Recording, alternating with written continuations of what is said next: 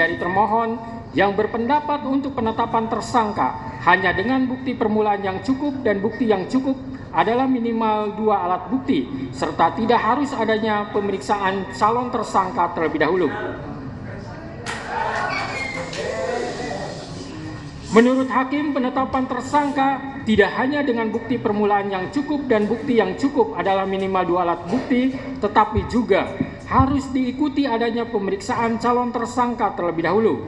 Karena hal tersebut sudah jelas dan tegas termaktub dalam putusan Mahkamah Konstitusi nomor 21/PUU 12 Romawi garing 2014 tertanggal 16 Maret 2015 telah memberikan syarat tambahan bahwa selain 2 alat bukti harus dilakukan pemeriksaan terhadap calon tersangka terlebih dahulu, di mana dalam pertimbangannya Mahkamah Konstitusi menyebutkan bahwa agar memenuhi asas kepastian hukum yang adil sebagaimana ditetapkan dalam pasal 28D ayat 1 Undang-Undang Dasar 1945 serta memenuhi asas lex serta dan asas lex stricta dalam hukum pidana, maka prasa bukti permulaan yang cukup dan bukti yang cukup sebagaimana ditentukan dalam pasal 1 angka 14, pasal 17 dan pasal 21 ayat 1 KUHP harus ditafsirkan sekurang-kurangnya 2 alat bukti yang termuat dalam pasal 184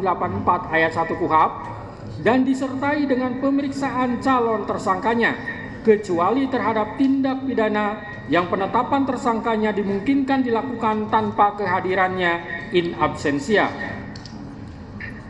Menimbang bahwa pemeriksaan calon tersangka walaupun tidak dicantumkan dalam amar putusan, melainkan dibunyikan dalam pertimbangannya, akan tetapi putusan Mahkamah Konstitusi tersebut bersifat final dan mengikat, maka sepatutnya isi putusan seluruhnya harus dipatuhi terlebih lagi oleh penegak hukum. Menimbang bahwa keharusan adanya pemeriksaan calon tersangka di samping minimum 2 alat bukti tersebut semata-mata bertujuan untuk memberikan transparansi dan perlindungan hak asasi seseorang agar sebelum ditetapkan sebagai tersangka sudah dapat memberikan keterangan yang seimbang dengan minimum 2 alat bukti yang sah yang telah ditemukan oleh penyidik. Menimbang bahwa oleh karena sebagaimana fakta di persidangan tidak ditemukan bukti satupun yang menunjukkan bahwa pemohon dalam penyidikan yang dilakukan oleh termohon pernah dilakukan pemeriksaan sebagai calon tersangka sebelum ditetapkan sebagai tersangka oleh termohon, maka menurut hakim penetapan tersangka atas pemohon haruslah dinyatakan tidak sah dan dinyatakan batal demi hukum.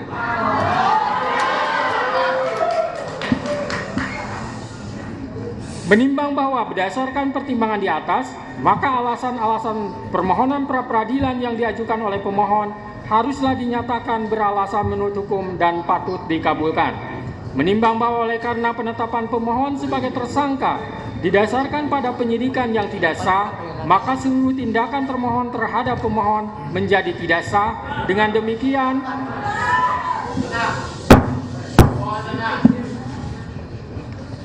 Dengan demikian petitum dalam permohonan pra-peradilan pemohon secara hukum dapat dikabulkan untuk seluruhnya. Menimbang bahwa oleh karena permohonan pra-peradilan pemohon telah dinyatakan dikabulkan untuk seluruhnya, maka biaya yang timbul dalam perkara ini dibebankan kepada negara.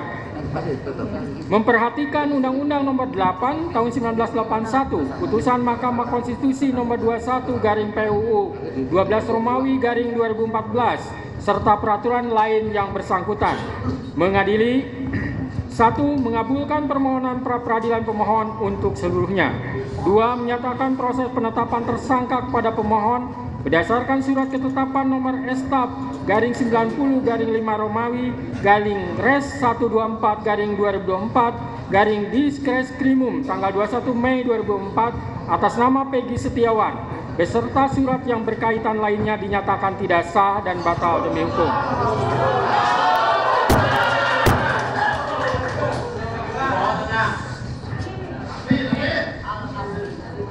3. Menyatakan tindakan termohon menetapkan pemohon sebagai tersangka dugaan tindak pidana perlindungan anak dan atau pembunuhan berencana dan atau pembunuhan sebagaimana dimaksud dalam pasal 80 ayat 1 Junto pasal 81 ayat 1 Undang-Undang RI nomor 35 tahun 2014 tentang perubahan atas Undang-Undang RI nomor 23 tahun 2022 tentang perlindungan anak dan atau pasal 340 dan pasal 338 junto pasal 55 ayat 1 KUHP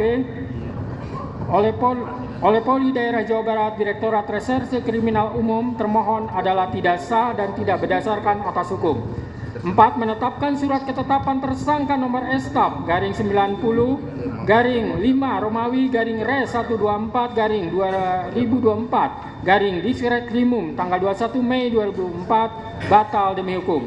5. Menyatakan tidak sah segala keputusan dan atau penetapan yang dikeluarkan lebih lanjut oleh termohon yang berkenaan dengan penetapan tersangka atas diri pemohon oleh termohon. 6. Memerintahkan kepada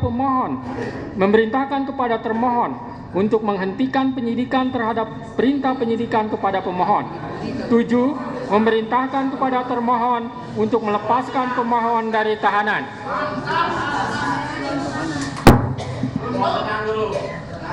8. Memulihkan hak pemohon dalam kemampuan, kedudukan, dan harkat serta martabatnya seperti sedia kala. Dan 9. Membebankan biaya perkara kepada negara. Demikianlah diputus pada hari ini Senin, tanggal 8 Juli 2024 oleh Eman Sulaiman sebagai Hakim Tunggal.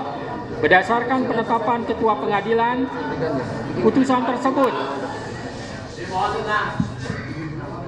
tersebut diucapkan dalam persidangan yang terbuka untuk umum pada hari ini oleh hakim tersebut dengan dibantu oleh Muhammad Al-Atta sebagai panitera pengganti pada PN Bandung dengan dihadiri oleh kuasa pemohon dan kuasa termohon.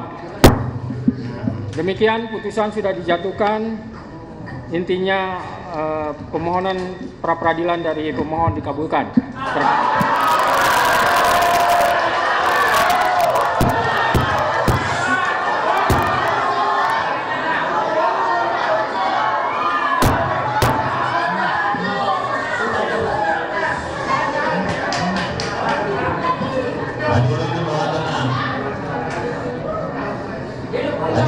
Baik ya.